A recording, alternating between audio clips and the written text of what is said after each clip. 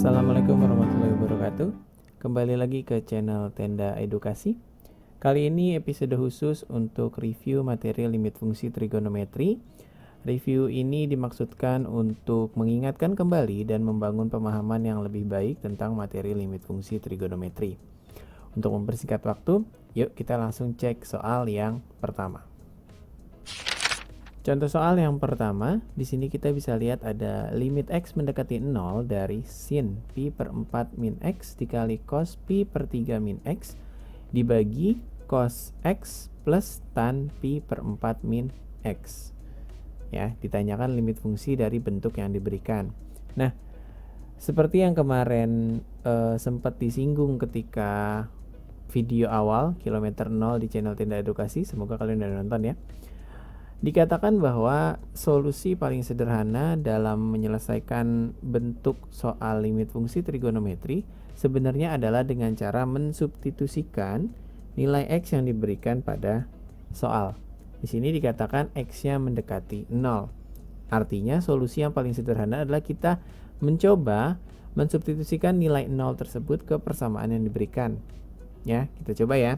Itu adalah solusi awal yang sebenarnya harus selalu dicoba ketika bertemu dengan materi limit fungsi. Nah, jika kita substitusikan nolnya, maka kita akan mendapat bentuk sin pi per 4 min 0, X kita ganti 0, dikali cos pi per 3 min 0 per cos 0 plus tan pi per 4 min 0.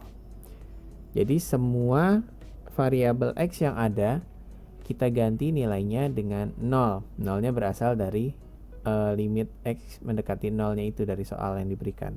Nah, karena kita tahu bahwa jika sesuatu dikurangi 0 itu tidak akan mengubah nilainya, maka kita bisa sederhanakan dulu menjadi sin pi per 4 dikali cos pi per 3 per cos 0 plus tan pi per 4. Ya, jadi yang dikurangi 0 itu tidak berubah, kita bisa hilangkan saja 0-nya.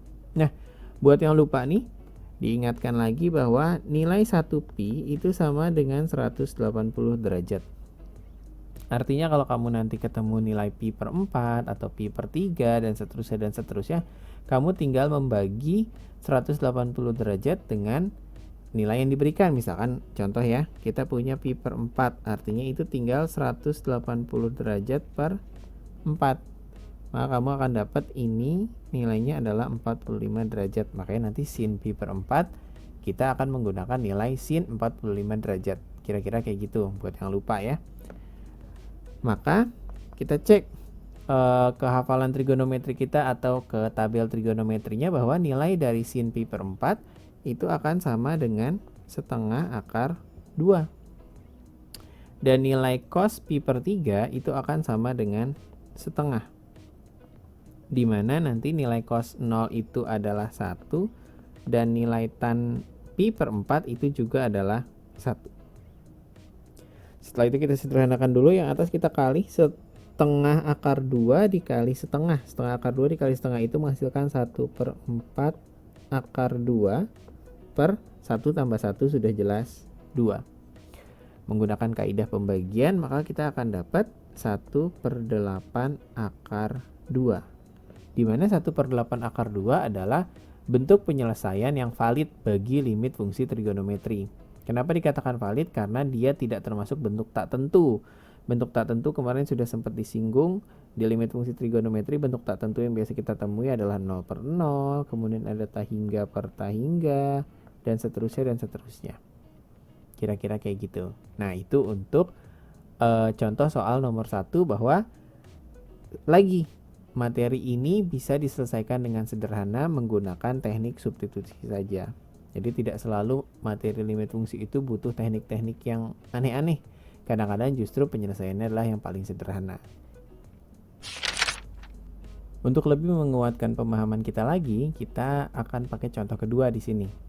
Dikatakan sebuah bentuk limit X mendekati pi per 4 dari cos X dikali sin pi per 2 min X per 2 tan X dikali sin 4 per 3 X. Berapakah nilainya? Nah, sama seperti tadi, kita akan menggunakan teknik yang paling sederhana dulu, yaitu teknik substitusi. Nah, berbedanya di sini adalah nilai X-nya bukan mendekati 0, tapi mendekati pi per 4. Tidak masalah ya, karena tetap tekniknya adalah substitusi. Kita tinggal masukkan saja nilai X yang diberikan. Maka ini akan jadi cos pi per 4 dikali sin pi per 2 dikurang pi per 4 per 2 tan pi per 4 dikali sin 4 per 3 dari pi per 4. Nah, kira-kira kayak gini. Kita substitusikan nilai X yang diberikan, yaitu pi per 4, ke semua variabel X yang ada di soal. Lalu, kita sederhanakan dulu, cos pi per 4-nya bisa tetap. Ya, dia boleh stay di situ, dikali sin. Nah, di sini kita punya pi per 2 dikurang pi per 4. Bagi yang lupa nih, diingatkan aja bahwa kalau ada pi per 2 dikurang pi per 4, ini kan penyebutnya beda. Kita bisa selesaikan dengan cara kali smile, seperti biasa. Maka ini akan jadi 4 dikurang 2 per 8 pi. Maka kamu akan dapat ini nilainya sama dengan 2 per 8 pi. Atau bisa disederhanakan menjadi 1 per 4 pi. Kita masukin di sini ya. 1 per 4 pi, atau bisa ditulis pi per 4. Nah, lalu bawahnya kita punya 2 tan pi per 4-nya tetap karena tidak ada perubahan. Nah, untuk sin 4 per 3 dari pi per 4 ini, 4-nya bisa kita sederhanakan sehingga kita dapat nilai sin pi per 3. Karena kan 4-nya sudah kita sederhanakan ya. Lalu kita masukkan nilai-nilai trigonometrinya. Cos pi per 4 itu adalah setengah akar 2 dikali sin pi per 4 juga adalah setengah akar 2 dibagi 2 dikali tan pi per 4 tadi sudah nilainya 1 dikali sin pi per 3. Nah, sin pi per 3 nilainya adalah setengah akar 3. Karena kan itu sin 60 ya. Bisa kita sederhanakan, dia menjadi, kita pindah ke bawah, ini 1 per 4 kali 2. 1 per 4 itu dari setengah dikali setengah nih, setengah dikali setengah itu menghasilkan 1 per 4. Lalu untuk si akar 2 nya dikali akar 2 menghasilkan 2. Kan akar 4 itu 2 ya. Nah, ini dibagi 2 dikali 1 tetap 2. Nah, lalu 2-nya bisa disederhanakan sama setengahnya, menyisakan akar 3.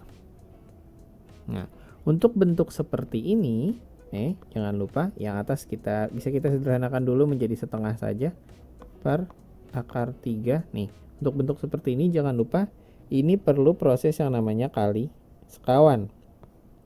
Kalau kali sekawan berarti kita kalikan dengan penyebut akarnya.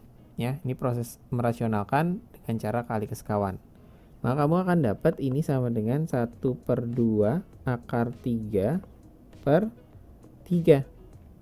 Ya, karena akar 3 dikali akar 3 adalah akar 9. Akar 9 itu adalah 3.